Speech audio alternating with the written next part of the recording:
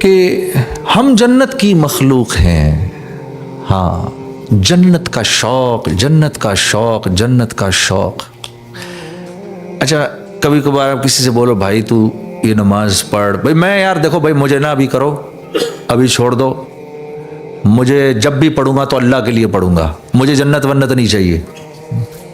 تو یہ اللہ، ارے بھائی یہ کیا بات ہوئی؟ یہ تو ایسے جیسے اللہ کو جاننا ہی نہ ہو. ہاں، جنت کیا ہے؟ جنت اللہ کا مہمان خانہ ہے. جنت کیا ہے؟ اللہ کا مہمان خانہ ہے. اور اللہ کا مہمان خانہ اللہ کی شان کے مطابق ہے. وہ کیا مہمان خانہ ہوگا؟ یہ بات میری یاد رکھو، اس جملے کو زندگیوں سے نکال دو. میں تو جی جنت کے لیے نہیں کر رہا، اللہ کے لیے کر رہا ہوں. صحابہ کرام کی یہ سنت تھی. صحابہ کرام رسول اللہ سے پوچھتے تھے یا رسول اللہ اگر یوں کروں گا کیا ملے گا؟ آپ فرماتے تھے جنت ملے گی. یا رسول اللہ ڈن، اب تیار ہوں، میں کروں گا. ہاں، فضائل کا استحضار ہونا. What am I going to get? بھائی دنیا کی لائن سے تو پہلے پوچھتے ہیں بھائی کیا ہوگا، اس کا حساب کتاب کیا ہوگا؟ نہیں پوچھتے؟ ارے دنیا کی لائن سے پہلے پوچھتے ہیں نا. شاباش ہے. دنیا کی لائن میں جب کہ نہ دینے والا آپ کو دینا نہیں چاہ رہا، جی اس سے پوچھتے ہیں کیا ملے گا، اور اوپر کی لائن سے دینے والا دینا چاہ رہا ہے تو کہہ رہے نہیں ہم کو نہیں چاہیے. ہاں ایسے نہیں، ایسے نہیں. فضائل کا استحضار ہو، جنت کا شوق ہو. حضرت علی کرم اللہ وجہ فرمایا کرتے تھے میری آنکھوں کے سامنے جنت اور دوزخ آ جائے آج تو میرے ایمان میں نہ اتنی سی کمی ہوگی نہ اضافہ. اس لیے دنوں رات جنت دوزخ، دنوں رات آخرت اتنی سنی اتنی سنی اتنی سنی کہ فرما رہے ہیں میں دیکھ بھی لوں گا. اچھا اس کا فائدہ کیا ہوگا؟ باپ تو یہ بھی کہہ سکتے ہیں نا بھائی جنید یہ تو دنیا میں بھی تو رہنا ہے اس کا، تو پھر یہ دنیا میں دنیا چھوڑ دیں. ارے نہیں نہیں، دنیا کہاں چھوٹتی ہے، دنیا کون چھوڑتا ہے. میں آپ کو یہ بتانا چاہتا ہوں کہ اس دنیا میں اگر کوئی مزے کرتا ہے تو صرف اللہ والے کرتے ہیں، باقی بیچارے تو صرف ریزگاری کرتے ہیں. ہاں دھکے کھاتے ہیں اور مشین کے ایک پرزے کی طرح چلتے رہتے ہیں چلتے رہتے ہیں. جب پرزا پرانا ہو جائے تو نکال کے باہر پھینک دیتے ہیں. بس یہ اس دنیا کی حقیقت ہے. اور اب یہ حضرت عائشہ رضی اللہ تعالیٰ عنہ ام المومنین ہماری اما جان فرمایا کرتی تھیں ہائے ہائے مصر کی عورتوں نے یوسف علیہ السلام کو دیکھا تو اپنی انگلیوں کو کاٹا، اگر میرے حبیب کو دیکھ لیتی تو اپنے سینوں میں چھریاں مار لیتی. ایسے تھے. اور اللہ کے ہاں کیا مقام اس کا تو خیر کیا ہی کہیے. آپ صلی اللہ علیہ وسلم نے معراج میں اللہ رب العزت سے پوچھا یا اللہ آپ نے ابراہیم کو اپنا خلیل بنایا اور آپ نے موسیٰ کو اپنا کلیم بنایا اور آپ نے داؤد کے ہاتھ میں لوہے کو نرم فرمایا اور آپ نے عیسیٰ کو روح اللہ بنایا، یا اللہ آپ نے مجھے کیا عطا فرمایا؟ تو اللہ رب العزت نے جواب دیا اے میرے حبیب جو آپ کو دیا وہ تو کسی کو نہیں دیا. ہاں قیامت تک اب جب میرا نام آئے گا میرے نام کے ساتھ آپ کا نام آئے گا. ہاں لا الہ الا اللہ محمد الرسول اللہ. ہاں جب پتہ ہے آپ کو کبھی اللہ رب العزت نے قرآن میں رسول اللہ کو یا محمد کہہ کر نہیں پکارا. دوسرے انبیاء کے نام مبارک لیے اللہ نے، یا اسماعیل یا شعیب یا یحییٰ یا زکریا یا موسیٰ یا عیسیٰ، لیکن ایک مرتبہ بھی رسول اللہ صلی اللہ علیہ وسلم کو یا محمد کہہ کر نہیں پکارا. القاب سے پکارا، کبھی یا ایھا المدثر کہہ کے پکارا، تو کبھی یا ایھا المزمل کہہ کر پکارا، تو کبھی آپ کی جان کی قسم بھی کھائی. بتاؤ لعمرک اے میرے نبی آپ کی جان کی قسم. ہاں کبھی یا ایھا النبی کہہ کر پکارا، کبھی یا ایھا الرسول کہہ کر پکارا. آپ کو پتہ ہے میرے بھائی اور میری بہنوں، ایک سورت کے شروع کے اندر اللہ رب العزت نے جتنے صحابہ کرام تھے، اور صحابہ کرام تو کیا جان دینے والے تھے آپ صلی اللہ علیہ وسلم پر، کیسے آپ کے جان نثار تھے. سورہ حجرات کے شروع میں اللہ نے صحابہ کو سکھایا کہ میرے نبی سے بات کرنے کا کیا طریقہ ہے.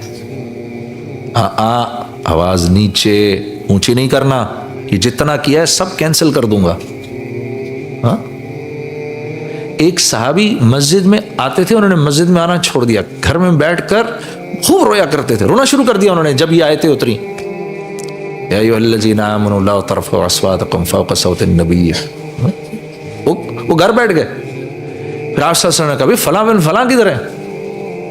कहा या रसूलल्लाह वो घर बैठ गए, बुलाओ उसको। आए तो भाई तू घर क्यों बैठ गया, तू आता क्यों नहीं? कहा या रसूलल्लाह जब सही आयतें उतरी हैं मेरी तो आवाज़ ऊंची है, डर के मारे अब मैं मस्जिद भी नहीं आता। तो फिर आपने उनको समझाया, नहीं तू उस जुमरे में नहीं आता, तू उसमें नहीं आता। हाँ,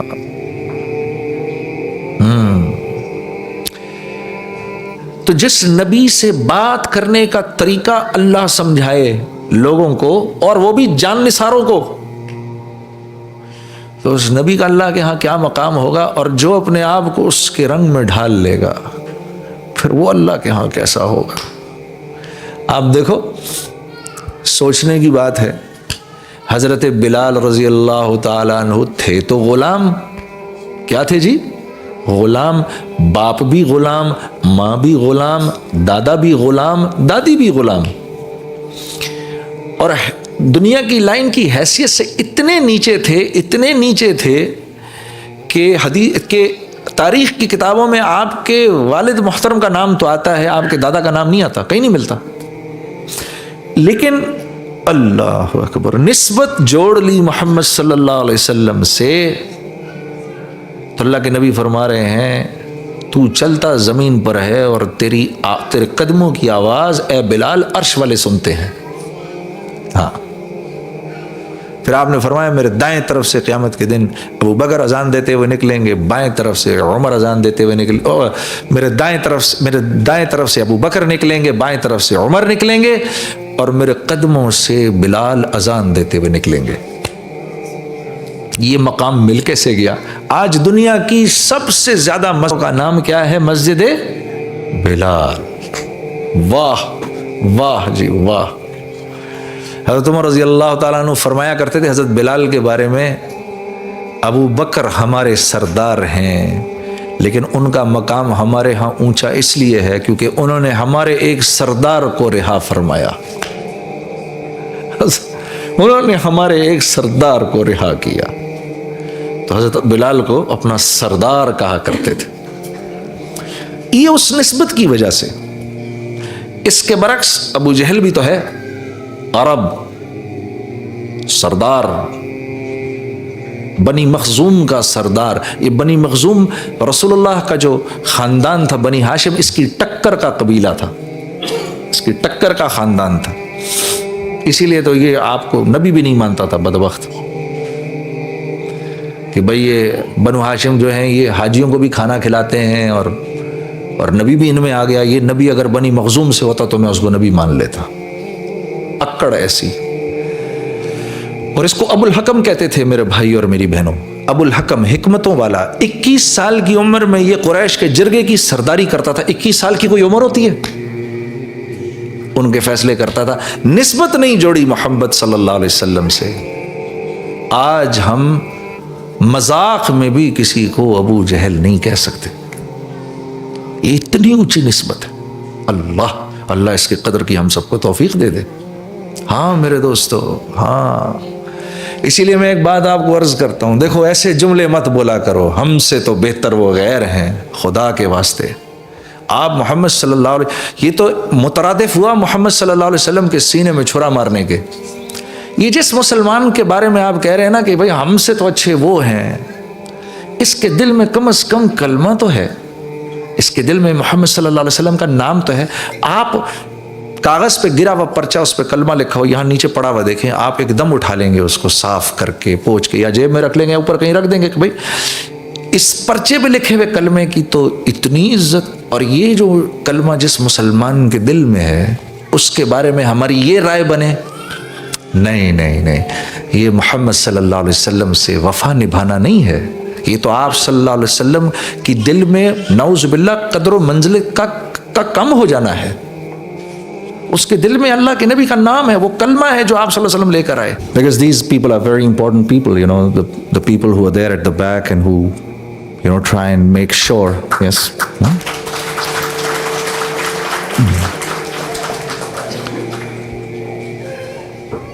And of course, I don't want to forget JK's name, you know.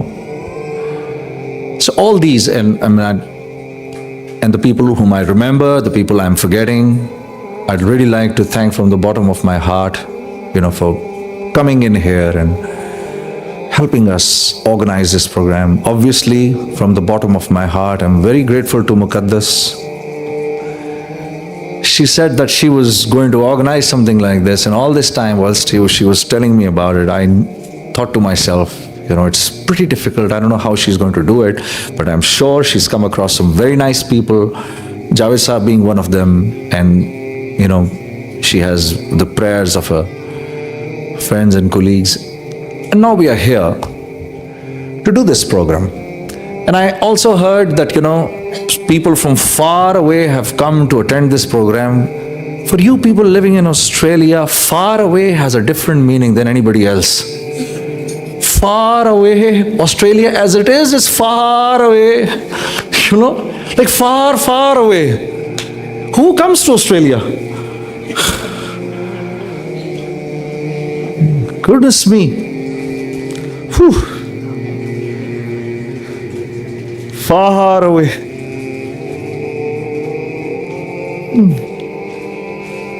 But anyway, now that you all have come from far away, and I have come from far, far away, we're going to make this an event to remember, inshallah.